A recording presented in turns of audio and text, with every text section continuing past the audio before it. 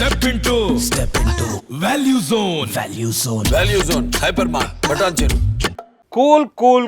Cool tension అక్కర్లేదు. సాయంకాలానికి హైదరాబాద్లో పెట్రోల్ అందుబాటులోకి రాబోతుంది. హైదరాబాద్కు సంబంధించిన పెట్రోల్ ట్యాంకర్ల డ్రైవర్లు కొద్దిసేపటి క్రితమే పోలీసులతో చర్చలు జరిపిన తర్వాత సమ్మెను విరమించారు.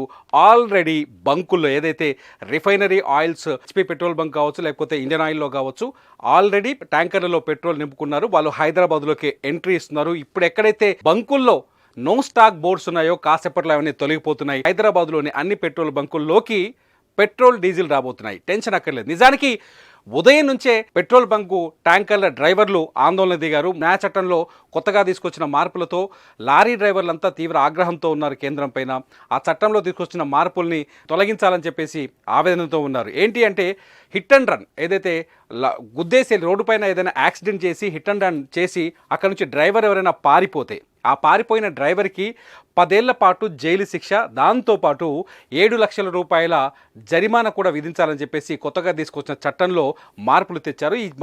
ఈ చట్టాన్ని తీవ్రంగా వ్యతిరేకిస్తున్నారు లారీ డ్రైవర్లు. ఎందుకంటే ముఖ్యంగా ఎక్కువగా ఈ రోడ్ యాక్సిడెంట్లు జరిగేవి లారీ డ్రైవర్లకు. అయితే ఇదే అంశం పైన పెట్రోల్ బంకుల ట్యాంకర్ల డ్రైవర్లు ఆందోళనకు దిగారు. దీంతో హైదరాబాద్ లాంటి మహానగరాలని చోటు దేశవ్యాప్తంగా ఉన్న అన్ని మహానగరాల్లో పెట్రోల్ డీజిల్ సరఫరా నిలిచిపోయింది. ఉదయం నుంచి అనేక బంకుల్లో నో స్టాక్ బోర్డులు ఏర్పడ్డాయి. దీంతో చాలామంది వాహనదారులు ఇప్పుడు ఈ పరిస్థితుల్లో, ఇప్పుడున్న స్థితిలో చాలా చోట్ల పెట్రోల్ బంకుల్లో జనాలు భారీ ఎత్తున కనిపిస్తున్నారు. వందలాది మంది క్యూ లైన్లో నిల్చుని ఉన్నారు.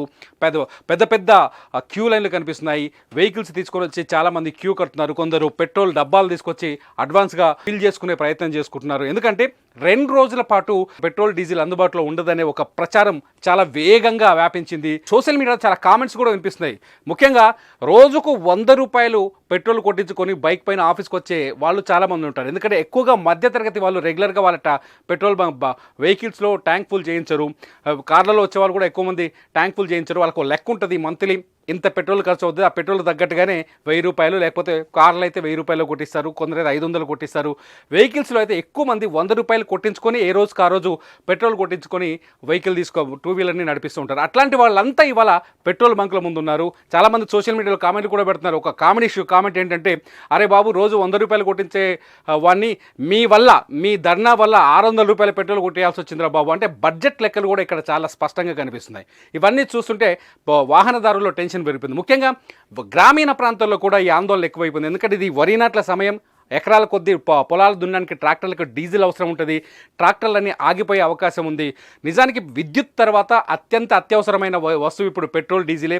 ఈ రెండూ నిలిచిపోతే, పెట్రోల్ డీజిల్ నిలిచిపోతే చాలా సమస్యలు వస్తాయి. అనేక వ్యవస్థలు ఆగిపోతాయి. వ్యవసాయ పనులు అయితే పూర్తిగా ఆగిపోయే అవకాశం ఉన్నాయి. ఈ నేపథ్యంలోనే టెన్షన్ ఎక్కువైపోయింది. పెట్రోల్ బంకుల దగ్గర క్యూలు ఎక్కువైపోయినాయి. కానీ లేటెస్ట్ అప్డేట్ ఏంటంటే, టెన్షన్ పడాల్సిన పని లేదు. హైదరాబాదులో చెర్లపల్లిలో ఎవరైతే పెట్రోల్ ట్యాంకర్ల డ్రైవర్లు ఆందోళన చేస్తున్నారో వాళ్ళతో పోలీసులు వెళ్ళి చర్చలు జరిపారు. అత్యవసర పరిస్థితుల్లో అందించాల్సిందే పెట్రోలు కాబట్టి ఆందోళన అక్కర్లేదు, చర్చల ద్వారా ఏ సమస్యైనా పరిష్కరించుకోవచ్చని చెప్పేసి డ్రైవర్లని ప్రస్తుతానికి శాంతింపజేశారు. తాత్కాలికంగా డ్రైవర్లు ఆందోళన విరమించినట్టుగా తెలుస్తోంది.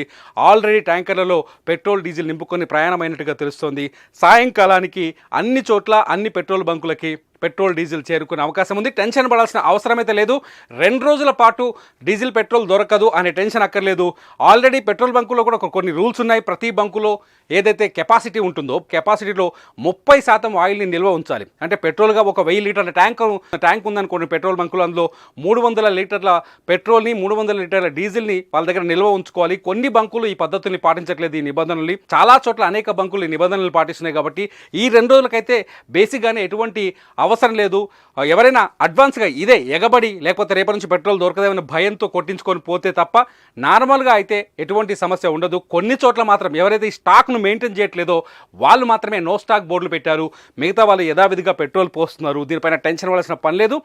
ఆల్రెడీ ప్రస్తుతానికైతే ట్యాంకర్లు మళ్ళీ పెట్రోల్తో డీజిల్తో బంకులకు ప్రయాణమయ్యాయి. దీంతో టెన్షన్ పడాల్సిన పని లేదు. అయితే దేశవ్యాప్తంగా దాదాపు హైదరాబాదు, ఎందుకంటే హైదరాబాద్కే దాదాపు ప్రతిరోజు ట్యాంకర్లు 18,000 కిలోలీటర్ల పెట్రోల్ డీజిల్ని సప్లై చేస్తాయి. ఇవంతా ఒక్కసారిగా ఆగిపోతే నిజంగానే వ్యవస్థలన్నీ నిలిచిపోయే ప్రమాదం ఉంది. ముఖ్యంగా హైదరాబాద్ శివారు ప్రాంతాల్లో ట్రాక్టర్ల మీద వ్యవసాయం ఎక్కువగా జరుగుతుంది.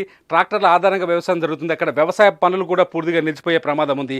కానీ ఈ ట్యాంకర్ల సమస్య లేకపోతే డ్రైవర్ల ఆందోళన, వాళ్ళ డిమాండ్ని ప్రభుత్వం వెంటనే పరిష్కరించాలని చెప్పేసి డ్రైవర్లు కూడా కోరుకుంటున్నారు. చూద్దాం. ప్రస్తుతానికైతే ఎటువంటి టెన్షన్ లేదు. కూల్గా హాయిగా ఇంటికి వెళ్ళండి. ఎటువంటి ప్రాబ్లం లేదు. పెట్రోల్ దొరుకుతుంది, ఖచ్చితంగా దొరుకుతుంది మీ వాళ్ళకి.